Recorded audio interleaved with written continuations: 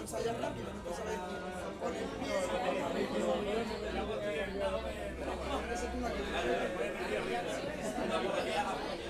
Lo ensayas rápido, no sabes con el pie.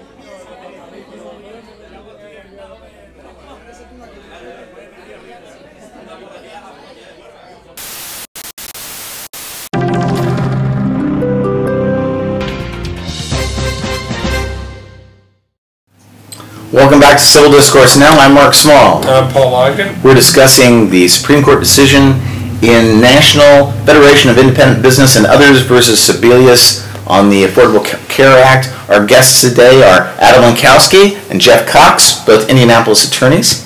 I think you ended the segment talking about Dred Scott. You might want to clarify your tortured explanation. I wasn't tortured. My point was that when the Dred Scott case went up to the Tawney Court, the Supreme Court of the United States, I think the Tawney Court handed down the decision in 1857. The decision ruled on a person who had, a slave had been transported to a free state, I think it was Illinois, and declared himself to be free by having been transported there under the full faith and credit clause and a couple of statutes. The state from which he came and his owner, alleged owner, said, no, you got to come back here. The Supreme Court handed down a decision that struck down the Missouri Compromise, and it didn't have to. It was dictum. Dictum means obiter dictum. It's not necessarily the decision. And so my point on this is there are things that they did in the decision that they didn't have to necessarily, but it was to address a really serious problem, and that's health care. Well, I thought you were going in a different direction, but you veered off the last second. I thought you were going to say that he didn't have to get into the Commerce Clause and certain property clause. He could just say taxing power. Well, yeah, there is a line of thinking that the statements Roberts made about the Commerce Clause were dicta, and that they're not applicable, but I don't see that that's actually the case, because clearly he says in here that it cannot be upheld under it, and so he upholds the basis for the decision. Yeah, it's part of the basis for the decision. So let's one of the members of our audience here today had asked when we were off camera, well, what happens in the event of people, since the expansion did not go through, since Medicaid was not expanded, and you're going to have working poor people who get hit with this penalty. So let's say the person pays $695.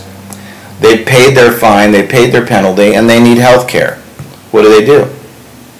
I don't know if you're asking me, but I've not read that several thousand page bill. That is, know that. I don't think anyone has read that several thousand page bill. It's referenced in the court's decision, and they talk about that in terms of the person pays the fine.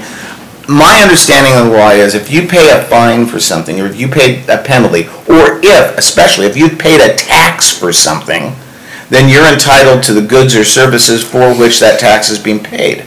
And so if someone is a member of the working poor class, and they paid their $695, then I think they take their receipt from having paid that to the IRS, to the hospital, or whatever doctor or healthcare provider it is, and say, I'm paid, bill Medicaid. There's going to be a regulation for that. I think there's going to be a lawsuit over that. Well, someone easily could say, hey, look, my state didn't expand Medicaid. Why should I pay this $695 fine? I'm not sure it's not related to that. If it's related to that, what about if you're paying the $695 in a state, but that state doesn't expand Medicaid? You're subsidizing the states that do.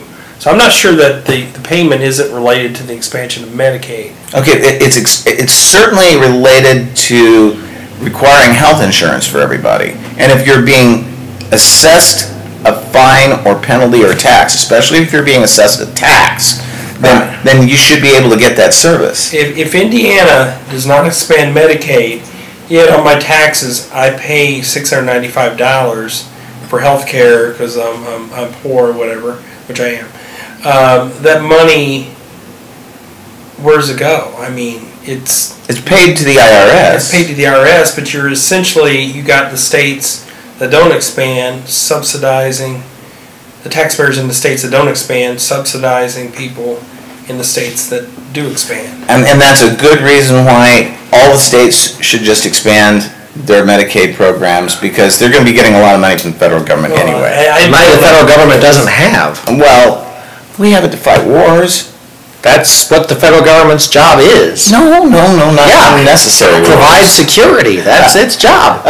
Another aspect of this is what will happen to health insurance post decision, and I have a personal experience from this because I pay about $1,000 a month in health insurance, and I went online to apply for a new plan or coverage this week, and was very open about the fact that I have multiple sclerosis, checked off that I smoke tobacco because I smoke a cigar, and just one a day in the evening, if then.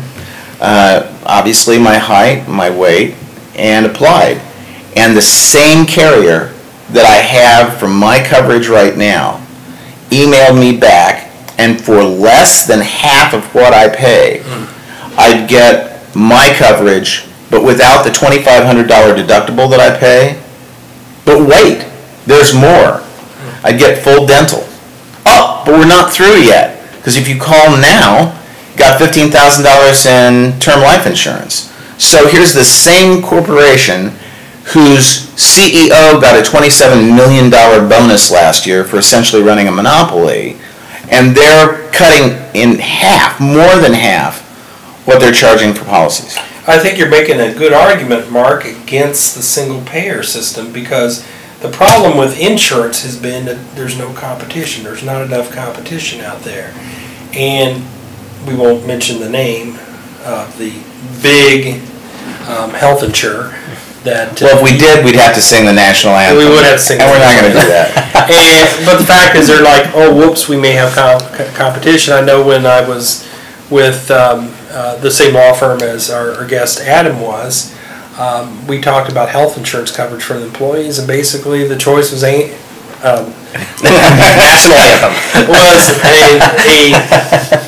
was it was a company that might or might not start with A. Well, point to who else it would be. And that was it. And I think part of what they could do, and you and I may disagree on this, is we need to let insurance companies more easily cross state lines and offer products so that we can buy products from a bigger pool of insurance companies. Because whenever you see competition, something you see better service at a lower price. Well, in fairness, one of the things that they keep talking about in Indiana are these health savings accounts, which I personally don't like, and I don't think they work, but that's typically the GOP answer to the health insurance problem in the United States, are health savings accounts, which, I don't know what other people's opinions are on the health savings accounts, but I think they're sort of a disaster, in my opinion. As I understand them, it's just like some sort of bank account where you contribute part, your employer contributes part, and if you don't have enough money for your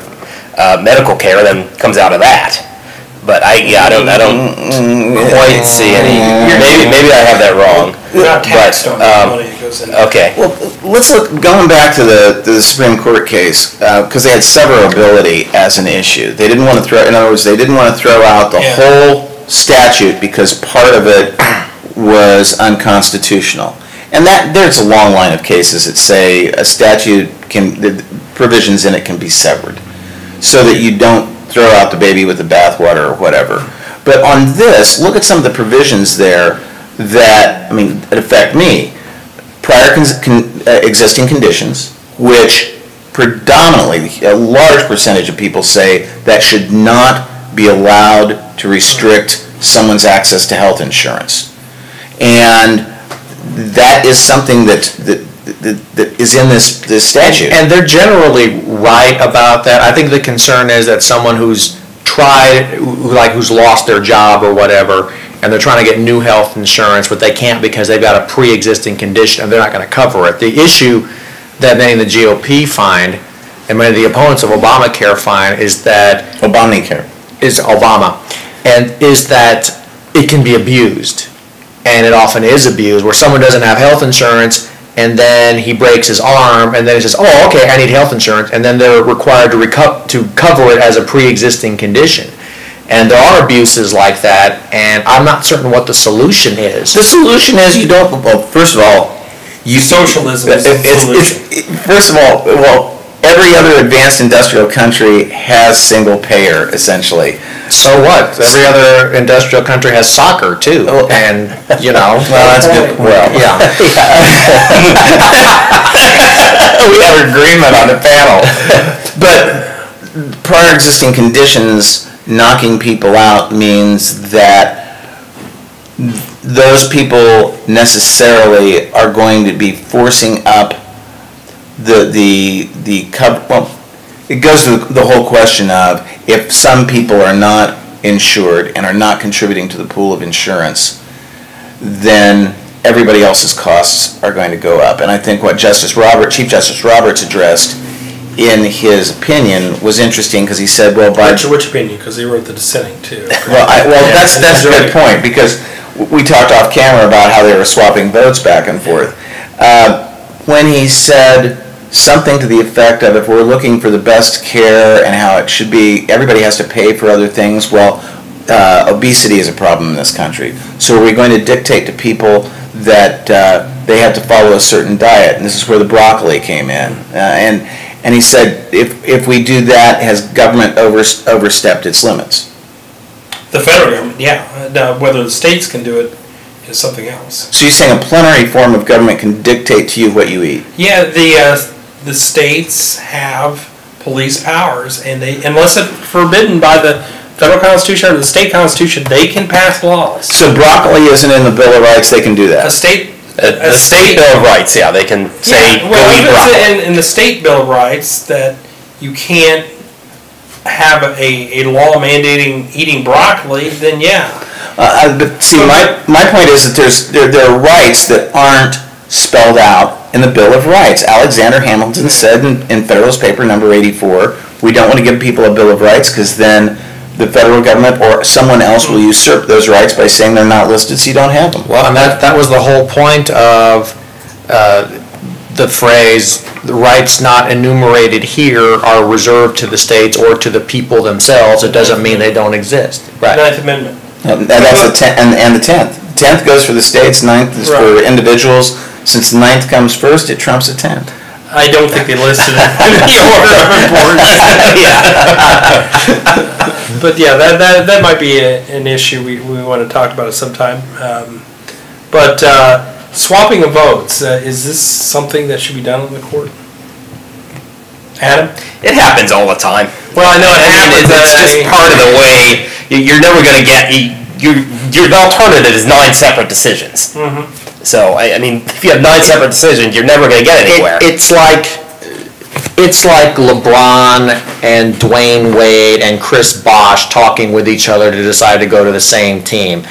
Yeah, it's technically you shouldn't be doing it. It's collusion, but how are you going to stop it? In this case, on the Supreme Court, there's no way you're going to be able to stop it because they need to come up with a majority opinion. And so it's going to happen one way or another. You're not going to be, even if you want to ban it, even if it's bad policy, and I'm not saying that it necessarily is, you're not going to be able to stop it because they have to find a way to get enough votes to have a majority opinion. Well, in the case of like Brown versus Board of Education in 54, Chief Justice Warren said, I want to make sure we have a unanimous decision here. I want 9-zip against segregation. Right. We're done. This is the final segment.